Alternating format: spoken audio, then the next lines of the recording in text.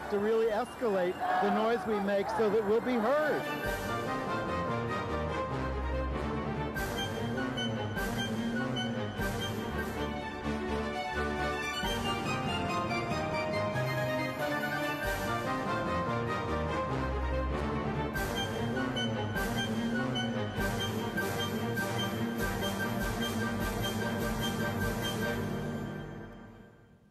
Welcome to Gay USA. I'm Andy Hum, and we welcome back this week Ann Northrup. I only missed 15 minutes of the show last week when we had a technical difficulty and I was home already, and you and Bill came back and finished the show all over again. Okay. But nice to be here. Nice to have you. And we do have a lot of news this week to wade through. Starting with the presidential race, which is now pretty much set. Ted Cruz is out, losing after a failed attempt to inflame anti-transgender sentiment. Yeah, let that be a warning to the rest of you. Meanwhile, we've had some nice victories in Missouri, Virginia, and Rockwall, Texas. But there's still a lot of protests against North Carolina, and North Carolina, you can't have productions of West Side Story anymore. Transgender suicides in a new report are linked to denial of restroom access. Target stores are being targeted by the religious right over the accommodation of people of transgender experience. Good news, LGBT adoptions are now legal in all 50 states. But there's been a wave of anti-gay violence in Dallas that has really escalated. And perplexing. In Long Beach, California, a judge throws out a police sting of gay men arrested for cruising. We mourn the loss of the great peace activist, Daniel Berrigan. Father to us all.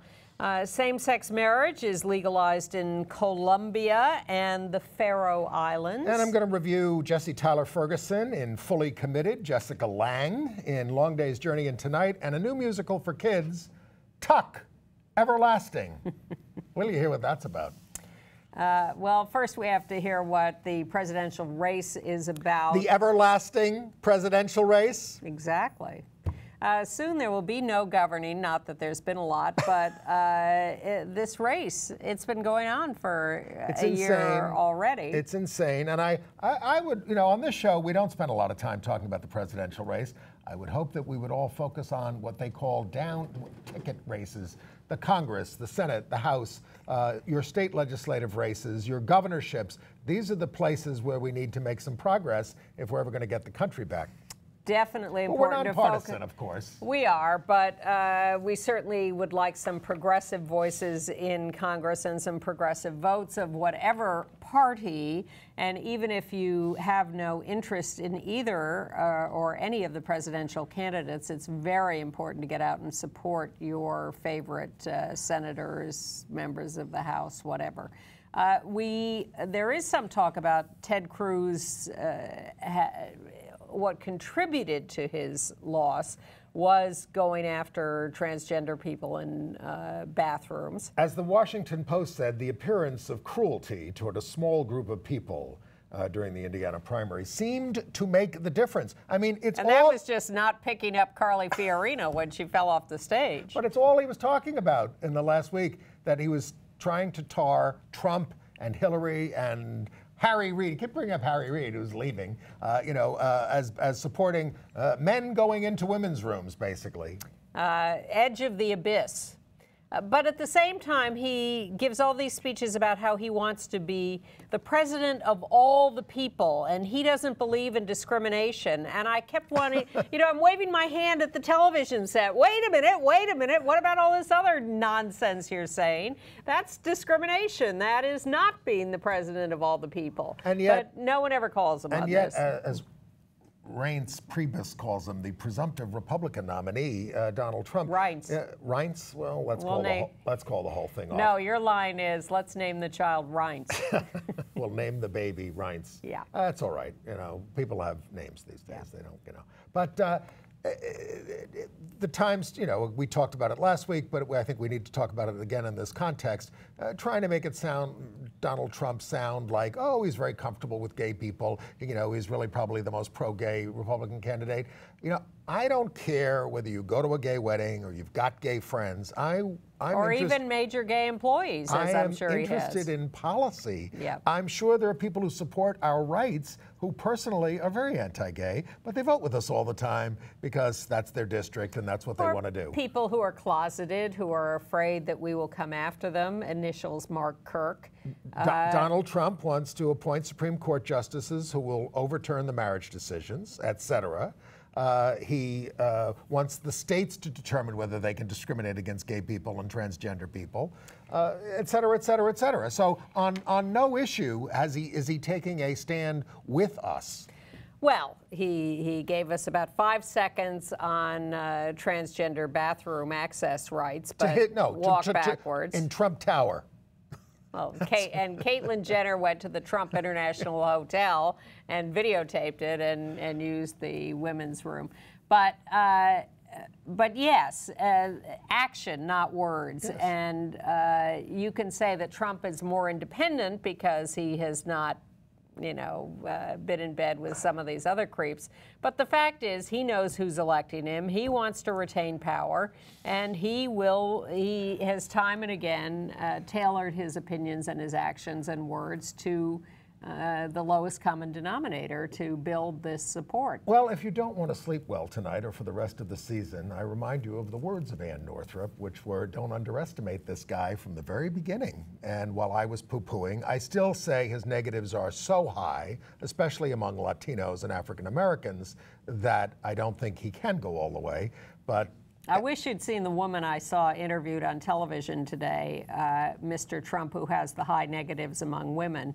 This woman was saying, he's the one who can do it, he's the one who can bring jobs back, kill ISIS, build the wall, I've been with him from the beginning, he's the greatest. You just cannot underestimate the hunger of the American electorate for a daddy. And as someone said, who gets elected in this country president? The tallest person. And there's, often. Yeah, usually. Yes. So I agree that all the numbers are against him at the moment, but do not underestimate him. Do not get lazy about this. And at least go out and support your congressional and senatorial candidates. We don't have LGBT rights protections throughout all of the state of Missouri, but they did dodge a bullet down there in that the Religious Freedom Constitutional Amendment, which sailed through their Senate, was stopped in the House by a 6-6 vote, meaning they needed another vote. And it was this Republican named Jim Hansen who was the wild card in all this. And he ended up saying, as he voted, he consulted with his pastor and everybody, and he finally said, I don't need a law passed to make it legal to be a Christian. And so that was great, because it means that we're not going to go through this horrible experience of a statewide referendum about LGBT rights. I believe I read that there is a slim chance that the House could revive this effort.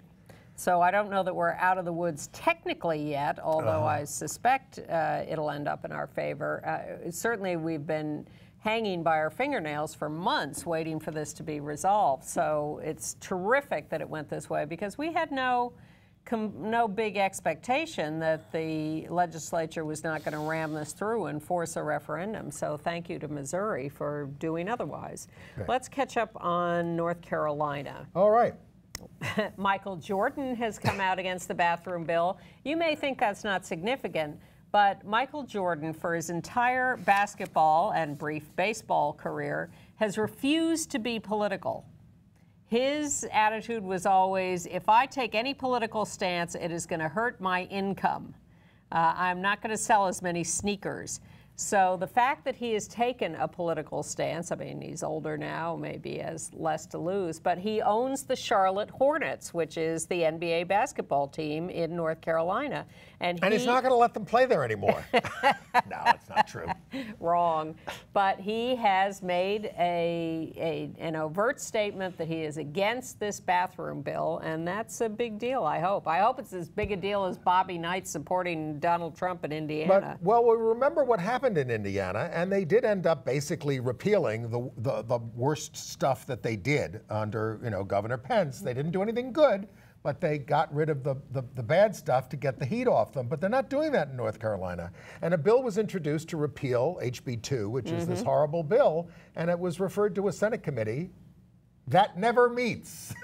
And the Senate Republicans are just chuckling to themselves. They think that's the cleverest thing they've ever done, referring that bill to the non-meeting committee so they will kill it. And you can now buy toilet paper printed with the bill's language. It's been produced by an ad agency down there. But seriously and importantly, the protests against this bill are continuing. The cancellation of meetings and events are continuing. The attempts to, Pat McCrory, the governor, is coming under relentless attack, and his poll numbers are falling ever lower in his attempt to be reelected. And finally, our side has come up with a television commercial. It's actually running online, first of all. They may or may not buy TV time. But it finally is confronting this head on and shows a trans man with a couple of work colleagues, co-workers, yep. Discussing the bill and the implications for him. And this is produced by Freedom for All Americans, which is our lobbying group on non-discrimination. And let's take a look at that. All of us take pride in our work, and we're proud to call North Carolina home. I remember when I learned that Zeke was transgender and had transitioned from female to male. And I was a little uncomfortable at first. And I get that.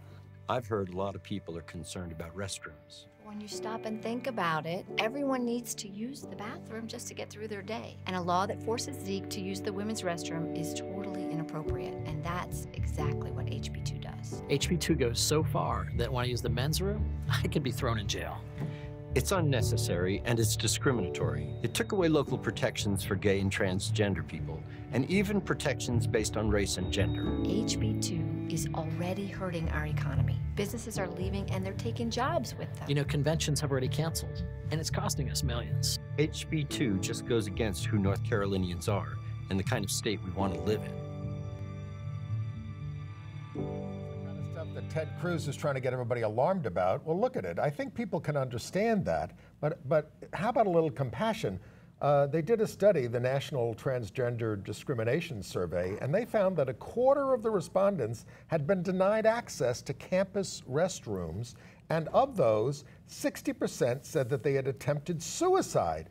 For those who hadn't been denied access, the percentage of attempted suicide was also very high, 43%. I mean, transgender people denied access were 1.45 times as likely to have tried to commit suicide.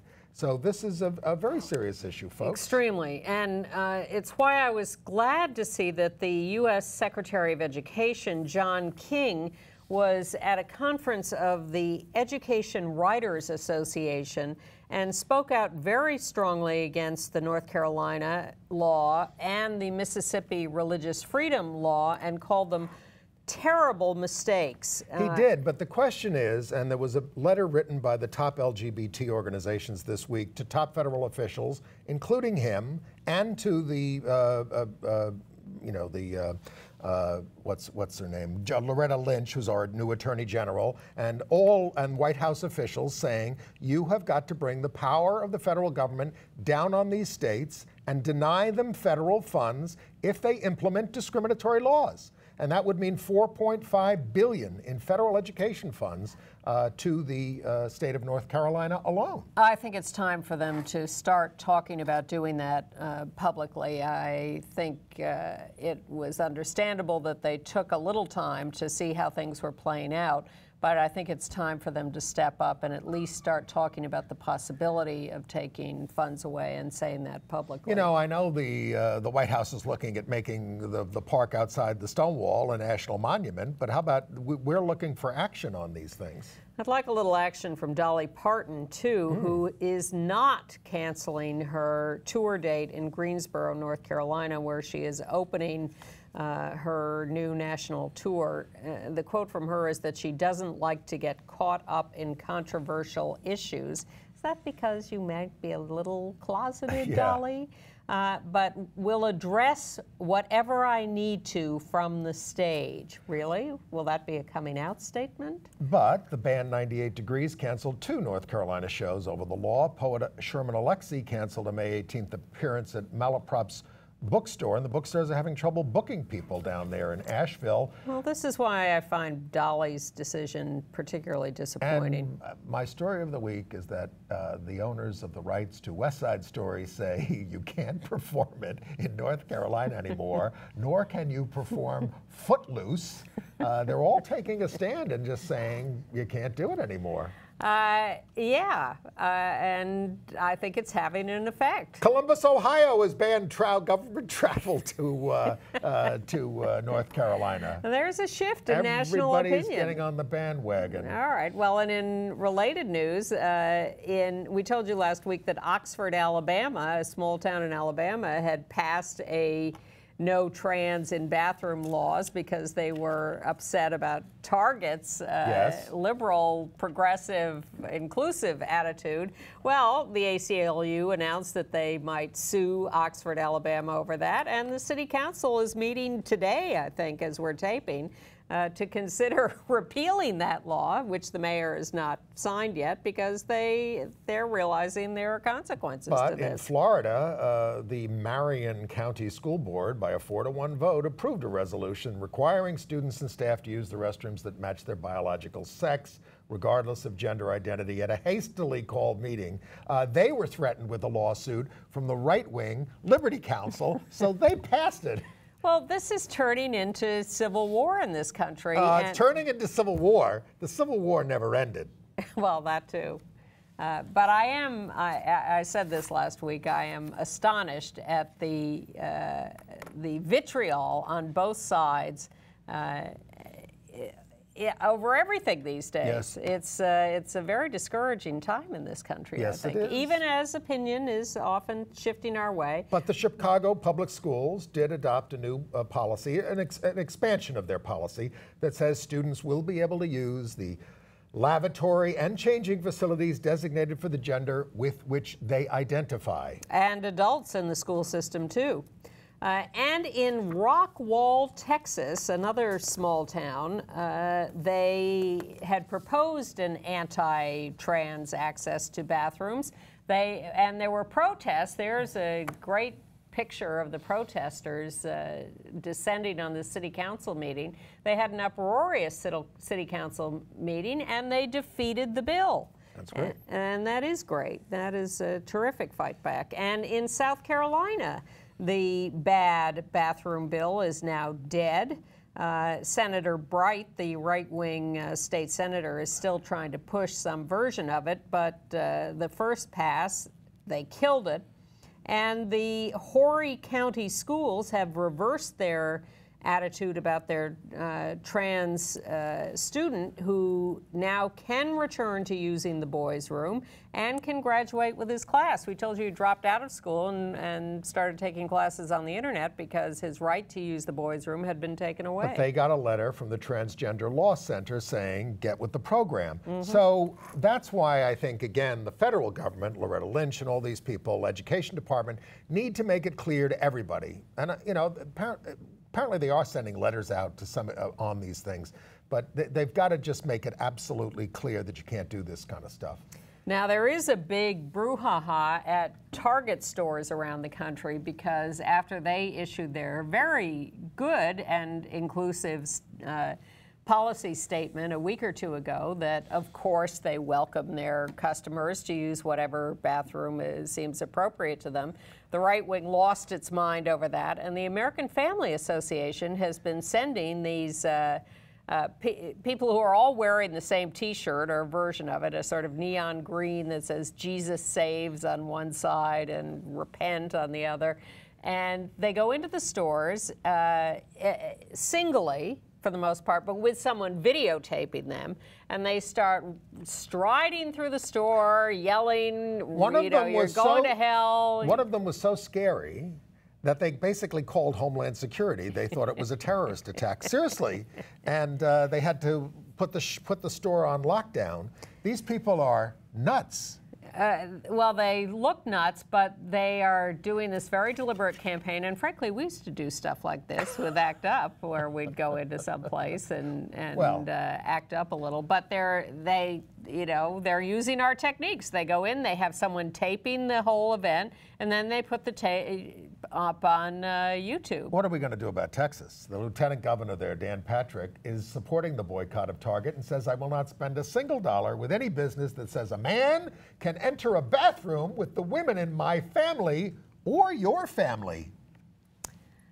I repeat, we need to show them pictures of trans men and trans women and say, which bathroom would you like these people to use? And I think you'll change your mind. We're making progress in Massachusetts on a transgender rights bill. They passed a gay rights bill a long time ago, but they never passed we still haven't passed it in New York, although we have an executive order on it. They've got a Republican governor there who says he'll sign it, and it's now making its way after protests. Well, we showed you the protest a couple of weeks ago against the governor when he was speaking at an LGBT event. It drove him out of the room, and he had been very reluctant, and now he's on board. Now, it is a revised bill, and it adds language that would allow legal action against anyone who asserts gender identity for an improper purpose. Well, that is the Yes, law. of You know, that's course. true of all of us. Shouldn't have to be said. It shouldn't have to be said. No, and they did fly. But they said it. They flew the transgender flag, the blue and white and pink flag, over City Hall in Boston as a celebration of this bill. So And that's a good thing. We're also making progress in Louisiana. Senators there advanced a proposed ban on employment discrimination on the basis of sexual orientation, gender identity, and the governor's pro-gay there now. So it is making progress. And the backward step in Tennessee, where the governor there has signed the counseling opt-out for religious reasons, which is like, I don't like you, you're gay, I'm not going to afford you any counseling. The American Counseling Association may cancel its scheduled conference in Nashville. Yeah, not the right Well, they're place supposed to, if you don't like gays, you're supposed to make a referral. Of course, Little Sisters of the Poor didn't want to make a referral around abortion or anything, right? Exactly. But, exactly. Complicit. So they are forcing these people to send them to pro-gay counselors. Oh, God. All right. And the NCAA Board of Governors says in the future, and even in places where they've already scheduled events, sites must ensure non-discrimination situations for fans, officials, whatever. And that's a stronger statement than they have made. Let me see. What else have we got here? The Department of Education, we talk about them in these terms. The big story about the Department of Education lately has been about these waivers they're giving to religious universities and colleges, waivers from anti-discrimination laws. Title IX, am I right about that? I think so. Yes. Says that you can't discriminate, and it includes you can't discriminate on the basis of gender, which has been interpreted to include lately sexual orientation and gender identity and expression in many situations. So, but it also says that if you are a religious institution, you can ask the government for a waiver from having to follow those non-discrimination rules. And they're getting it. Well, it used to be just, like a couple of schools a year would ask for this waiver, but now... Well, they're communicating on the internet with each other, and they're all getting together on this. Liberty Counsel.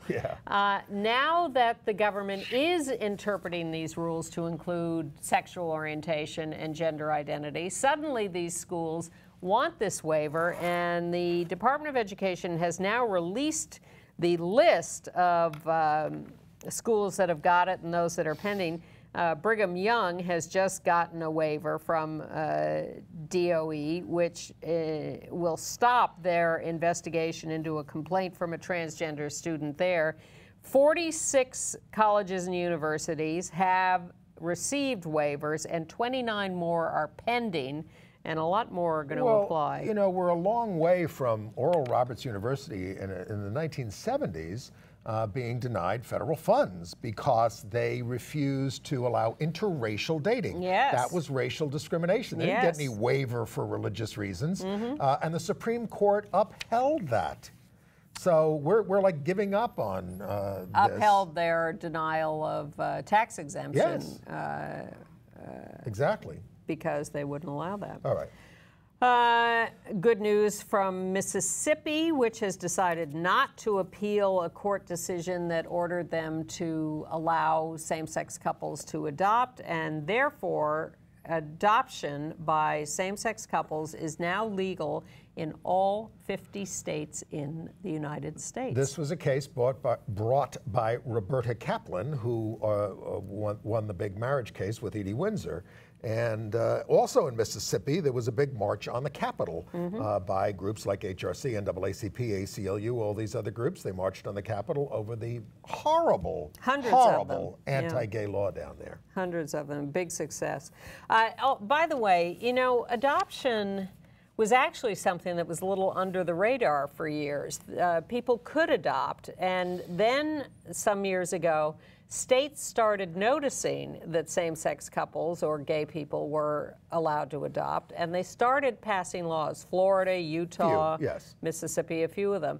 And there started to be a growing trend to try to outlaw adoptions, and this has now put a halt to all of that. It was a big cause that Rosie O'Donnell fought on, especially in Florida. Yeah. Now, we got a new situation in Virginia. Now, it used to be when you're going through a divorce, a man and a woman, you know, if the woman took up with another man, you didn't have to keep paying alimony because if a certain amount of time had passed and she wasn't getting married, but she was living with the guy. Yes, it didn't have to be a marriage. It used to be that it was only a second marriage that would stop the alimony, and a lot of people ended up cohabiting so they wouldn't have to lose the alimony. Right. But in Virginia, the law was even cohabiting would make you lose the alimony. So under Virginia law, and this was upheld by the courts for a while, a woman living with another woman or a man living with another man was not considered cohabitation. They had to be of different genders.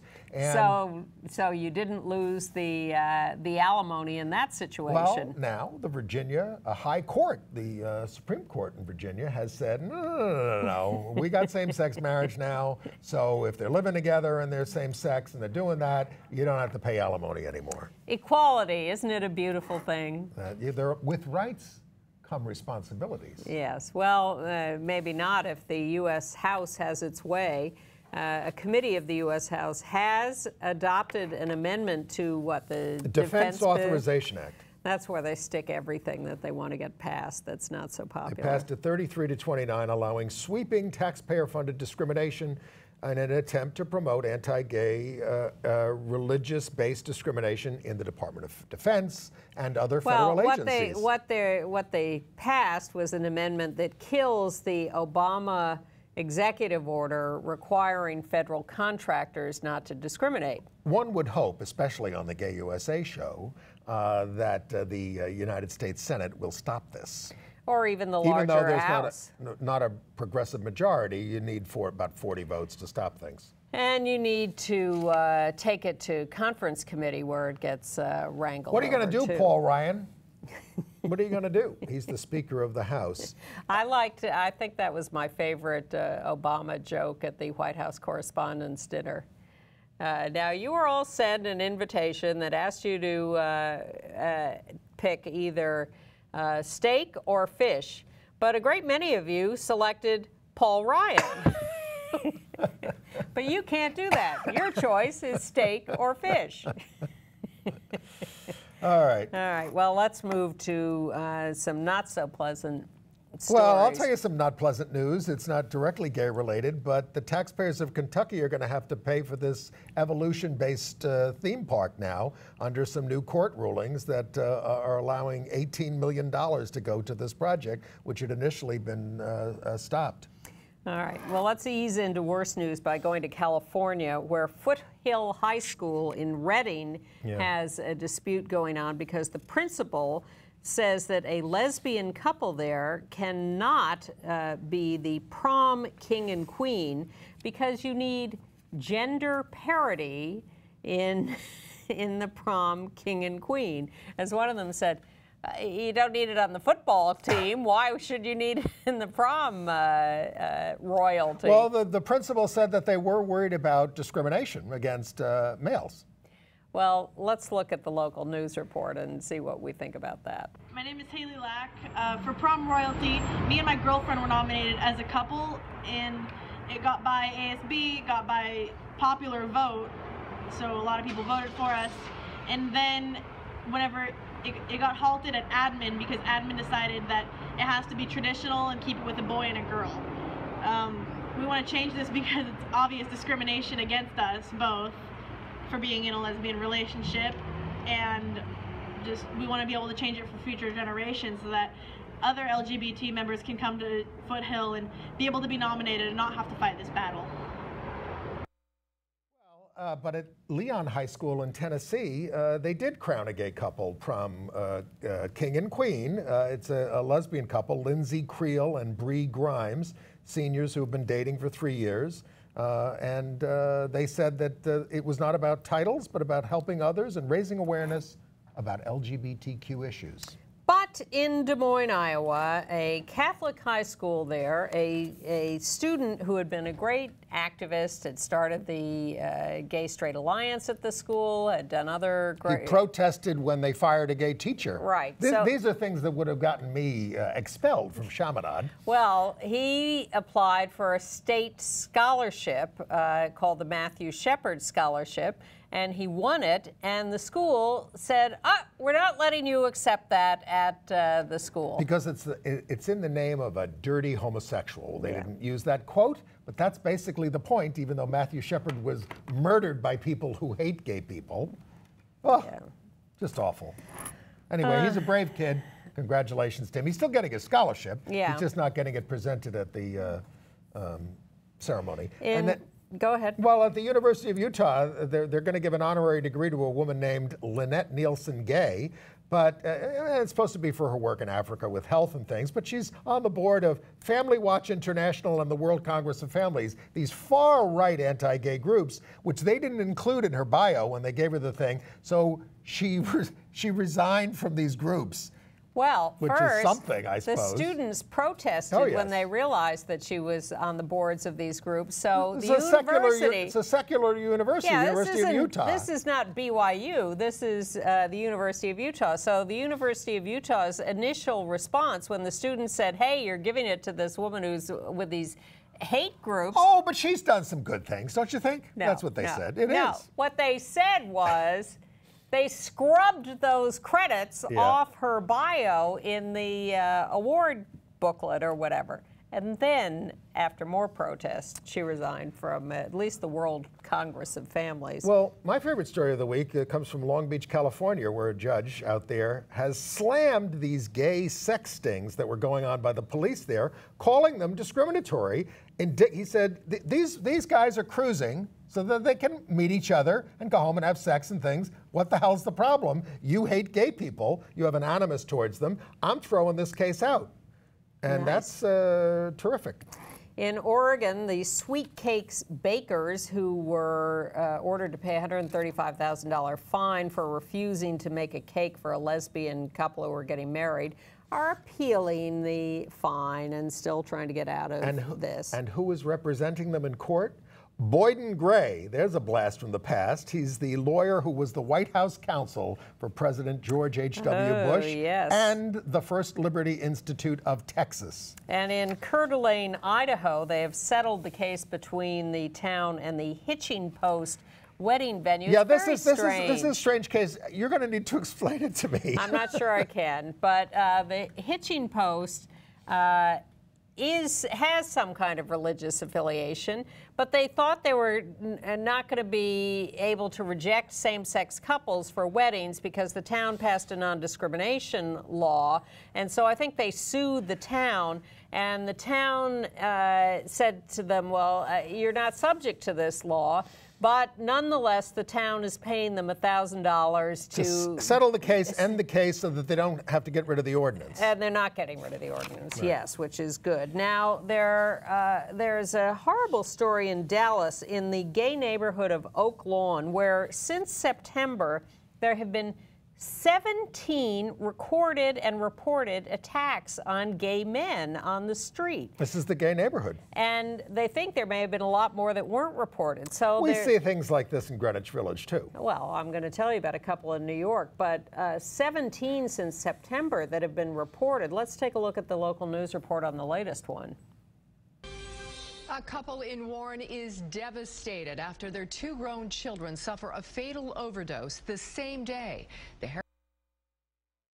Sorry, that's not it. Well, it happened to a guy named Craig Knapp.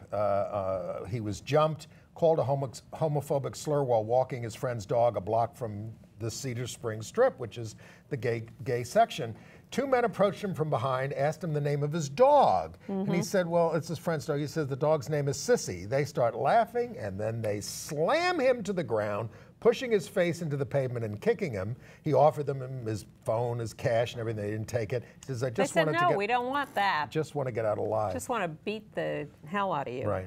In New York City, in Hell's Kitchen, which is now a fairly mixed neighborhood, but has a growing gay population and presence, 2 gay men walking down the street the other night, jumped silently by a group of guys, beaten badly. Yeah, they're not 100% sure that it was an anti-gay attack, but that's their feeling about it based on the way they were dressed and what happened and all those kinds of things. A trans woman from Wichita, Kansas, Reese Walker, was stabbed to death by a 16-year-old boy who claims she was going to sexually assault him. It's, again, the trans panic defense. And a woman named Pearl Love was on the subway in New York. Now, we can't show you this video because it's all expletives.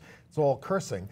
The woman, I think it's a woman across the way from her, starts attacking her because she's a trans woman. Yelling at her. Horrible, horrible slurs, and no one does anything. Everyone just sits there. Because in New York, if you're on the subway and something is happening, you do not want to get involved because you're afraid that you're going to be the subject of some violence. And this woman eventually stands up and did physically attack Pearl Love. That's true. But I cannot imagine in that situation, at the beginning of that, not saying anything and trying to object. You want some too?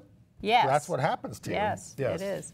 But Pearl videotaped it. You can find that online if you want to be horrified by that. A couple of other news notes. Yes. There's a gay group, actually it's the Old Mattachine Society in Washington, that is suing for the Justice Department to release the records around President Eisenhower's 1953 order empowering federal agencies to investigate and fire employees who were thought to be gay. And this is Charles Francis, who's an old-time gay Republican, I believe, yes. right? Very involved with the Bush administration. Yep. And lobbied them on gay stuff a lot and revived the name of the Mattachine Society to do this work. He's been doing a lot of this work over the last few years. Why wouldn't the feds release this? What happened to freedom of information? I don't know, but according to him, 7,000 to 10,000 jobs were lost in this witch hunt in the Eisenhower administration. Yep. And here we thought he was a nice guy. Not so nice. Well, we are happy to report the new CEO of Lambda Legal Defense, replacing Kevin Cathcart, who's been there quietly doing a great job for 22 years, I think, is Rachel Tiven, who has been running immigration equality and other organizations, and she is taking over as the new CEO of Lambda Legal Defense. Everyone's extremely excited about this, and they have a video of her talking on their website, so if you go to lambdalegal.org, you can see their Rachel talking, and this is a very quick and smooth transition. And we want to mourn the passing of Daniel Berrigan, Father Daniel Berrigan, a priest, a prophet, a poet, and a prisoner. He was one of the most influential anti-war activists during the Vietnam War, and went to prison. We have a picture of him. He often went to prison for his protests, including, I mean, they burned draft records when he was part of the Catonsville Nine with his brother Philip and others. They burned draft records.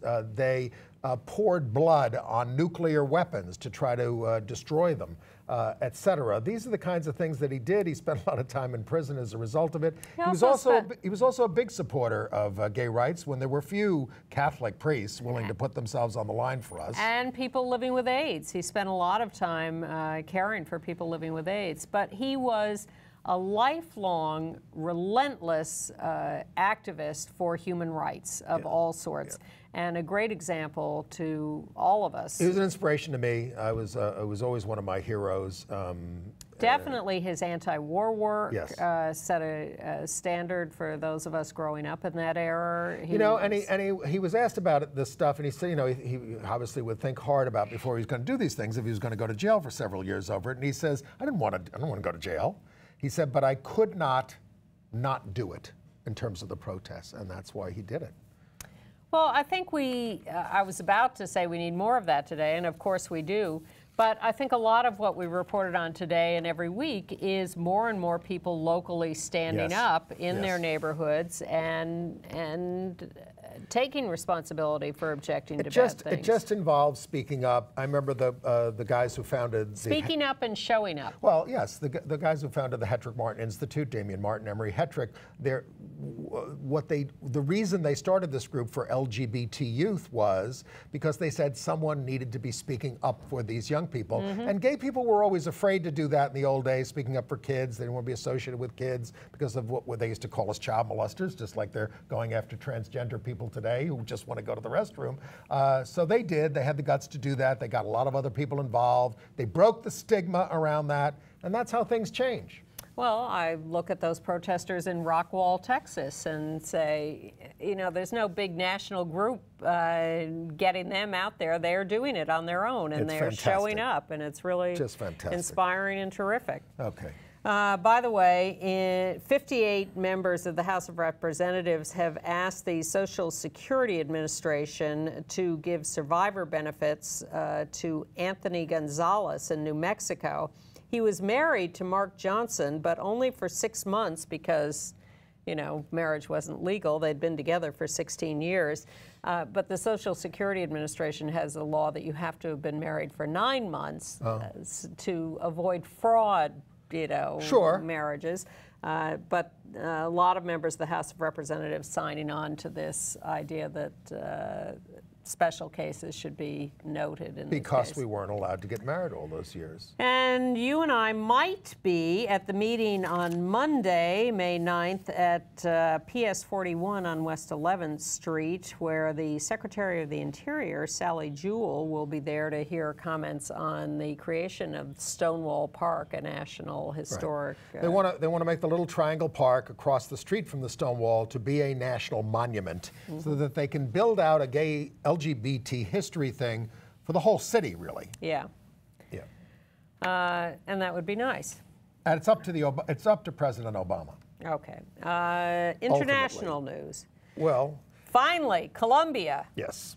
Marriage is same-sex marriage is legal. The Constitutional Court has finally come through. They have officially legalized same-sex marriage. It was a 6-3 decision that was being held up by one of the judges who was just delaying the inevitable. They had, solemn unions will be automatically converted to marriage, and there's talk of a big mass wedding of same-sex couples. In Northern Ireland, the Sinn Féin party is going to be pushing legislation to finally make that part of the United Kingdom have same-sex marriage. It has been stopped by a minority party, which is allowed to do that under the peace agreement. Same-sex marriage is becoming a topic of conversation in China, because the out-gay U.S. consul in Shanghai, Hanscom Smith, I have a picture of him, has married his Taiwanese partner in San Francisco. But because he works in Shanghai, this has become news in China, so there's a little consternation there. Yep. Faroe Islands, they've finally gone through the third reading of marriage, and that is... population 49,000. In Canada, the Conservative Party is trying to decide whether they're going to... Same-sex marriage is legal, but they've always had a platform position against it. And so there are moderates within the party who would like them to drop this. Others want to go farther and say that the rights of Canadian workers who believe in the traditional definition of marriage should be protected, sort of this religious freedom stuff. So we'll see which direction the party goes in. Sounds like a preview of this summer's Republican convention. In Cleveland. Although a nicer version. Italy. Go ahead. The court in Italy says a lesbian couple can adopt each other's kids now in a country which does not have any legal rights for same-sex couples. This is a breakthrough. We told you about that horrible attack in Bangladesh that left the leader of the gay movement dead, hacked to death, and one of his colleagues. We have a picture there of Parvez Mullah, who was the security guard that night, who was trying to fight off these invaders who came in to kill Julaz Manan and his friend. Secretary of State John Kerry has now urged the government there to thoroughly investigate the matter. They did investigate another murder of some dissidents there in Bangladesh. And the U.S. is helping to relocate LGBT people from Bangladesh because they are under such dangerous attack. ISIS took, Al-Qaeda took credit for this. They posted that these guys that were killed were working day and night to promote homosexuality among the people of the land with the help of their masters, the U.S. Crusaders and its Indian allies. All right.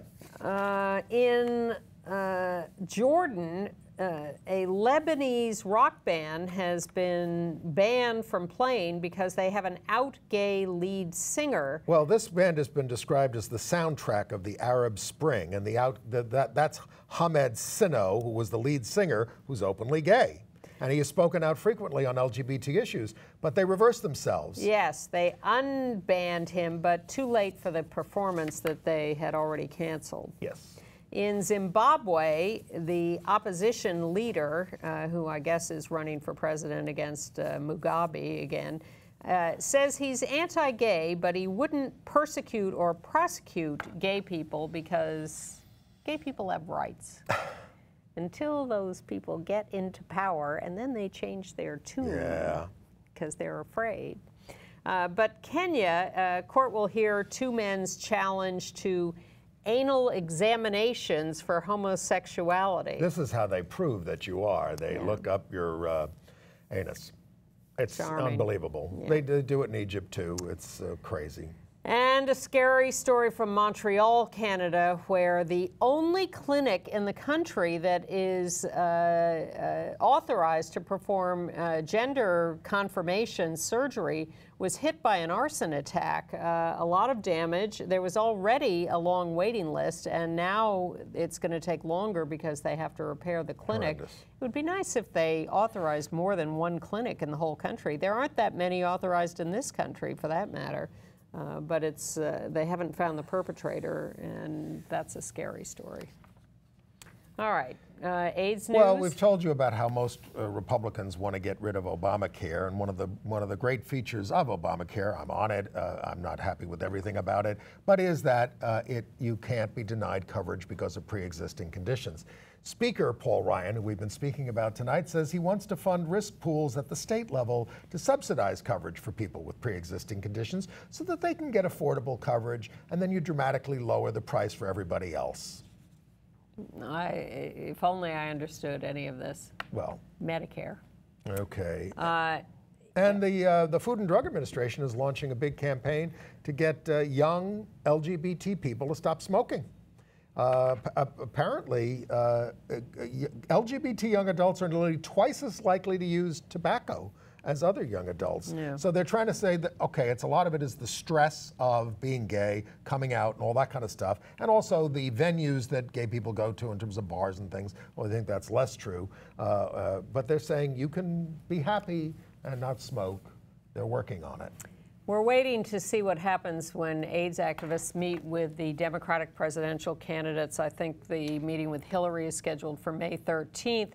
Bernie Sanders had promised a meeting the first week of May. This week he scheduled a meeting and then canceled it. How about a meeting with Donald Trump? That would be nice. That would be interesting. I think it's mandatory, but we'll see whether he agrees to that. Let's make a deal, Donald. There's a lot of work going on to shape an agenda for the meeting, but basically it's all about how can we end the epidemic, what funds need to be applied where, what education, what testing, whatever.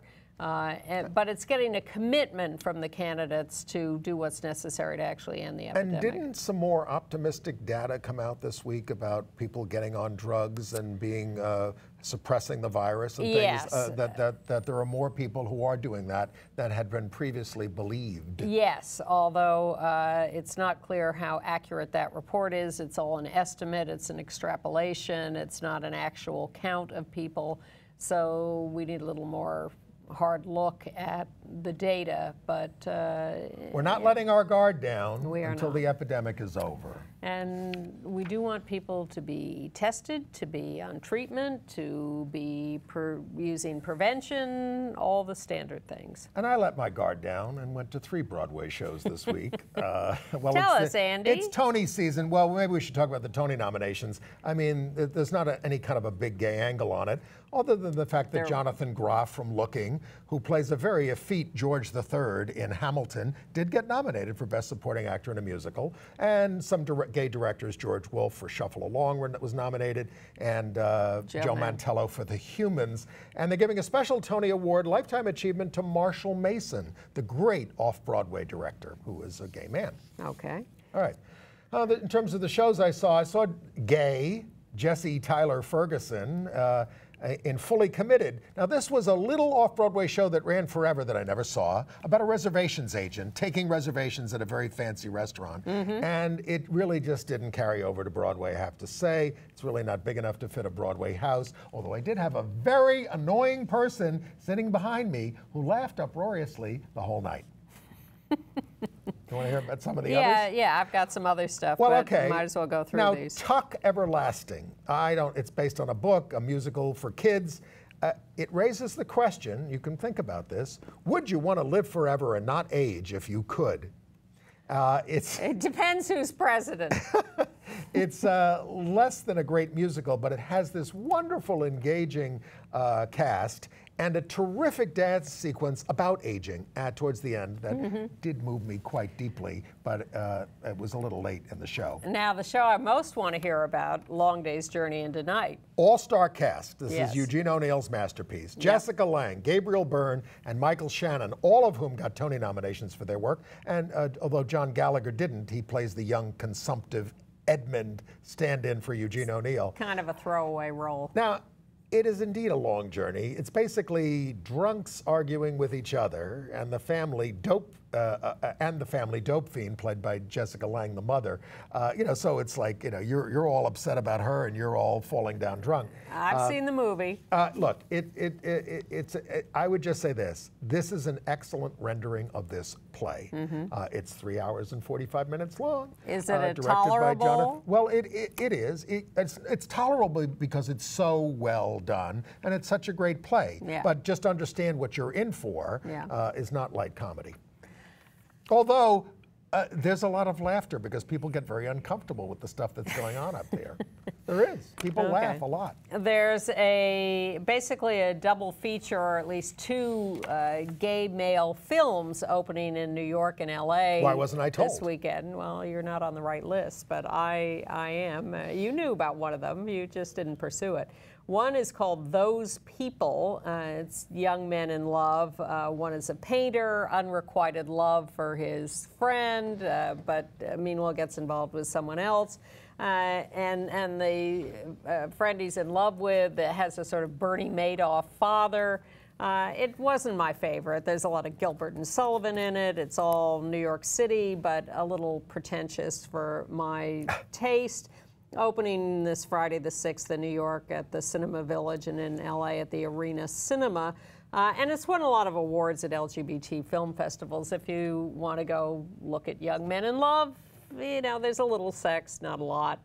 But maybe more interesting perhaps because I haven't seen it, is Beautiful Something, which is 4 diverse men in Philadelphia one night out. Including Coleman Domingo. Exactly. Who is from Philadelphia. And I think there's probably a little more male skin in that one. Opening the same theaters, the Cinema Village in New York and the Arena Cinema in LA this weekend. So those people and Beautiful Something, my guess is Beautiful Something is the one to see. Now, when you got left on the cutting room floor last week, you were telling us about I Am Kate, and I was not able to give your reviews of I Am Kate and your concerns I remain about impressed by it, by the evolution, by the conversations, by the diversity of trans women in the show, by the attempt to work through issues openly.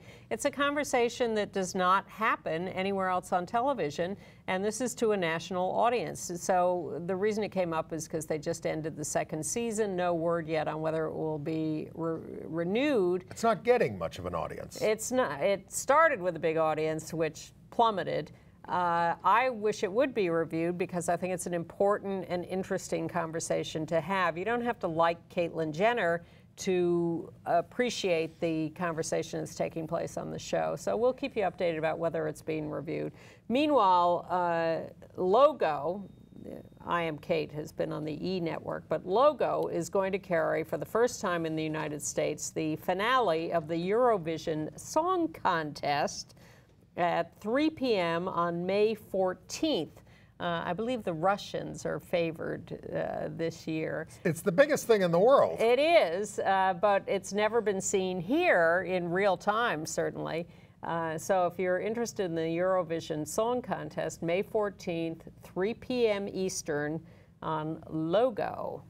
Also, GLAAD came out with its annual Studio Responsibility Index. Where we're not doing so good. Well, we're sort of stalled. They surveyed the 7 movies released by the 7 largest Hollywood studios in 2015. I was amazed that only 17% of films released by these studios have any LGBT characters. You know, I get a little. Only 5% of the population, and we're all watching Gay USA. Yeah, but why aren't 5% of the characters in these films LGBT? Only 17% of the films have any characters. That's 83% of the films have none. Right. It's strange. And by the way, I certainly want to acknowledge that we have a very fine non-gay audience watching us, and we appreciate everybody who takes the time to watch Gay USA. They gave a little particular slam to Kevin Hart for doing a couple of movies last year that had a number of references to sort of gay panic, like "whoa, not me" kinds of things. It's tired. And there, you know, it's 2016, I think. One trans character in any of these films from 7 major studios, and she was the butt of a joke. And smaller studios, of course, do better on all of this. Almost 100% of the characters on Gay USA are gay. Not always, though. But sign up for our email list. Go to our website, www.gayusatv.org. If you're having problems with our podcast, we'll have a note up there about how to fix it. Thank you for being with us, and we'll see you next week. Bye-bye.